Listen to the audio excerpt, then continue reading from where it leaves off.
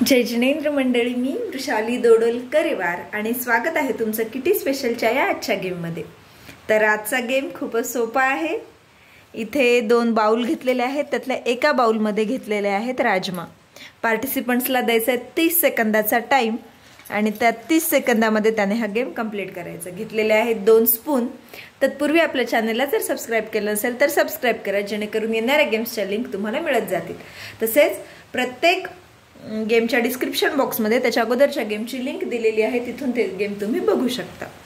तर पार्टिसिपंटला द्यायचा आहे 30 सेकंदाचा टाइम। स्पून करायचेत उलटे, 2 स्पून घेतले पण ते उलटे करून उलट्या स्पूनने राजमा काढायचे आणि इकडे टाकायचे। एका वेळेला एकापेक्षा जास्त राजमा देखील पार्टिसिपंट काढू शकतात।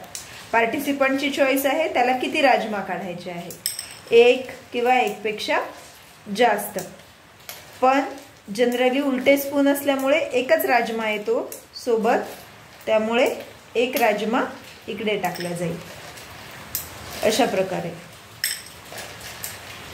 30 सेकंदाचा टाइम लावायचा आहे आणि 30 सेकंदामध्ये कधी कधी एकही येत नाही, याऐवजी राजमा ऐवजी आपण चणे घेतले तरी चालेल। माझ्याकडे हा छोटा राजमा होता म्हणून मी तो घेतलेला आहे। अशा प्रकारे खाली पडलेले काउंट करायचे नाही, फक्त जेवढे बाउलमध्ये पडतील तेवढेच काउंट करायचे।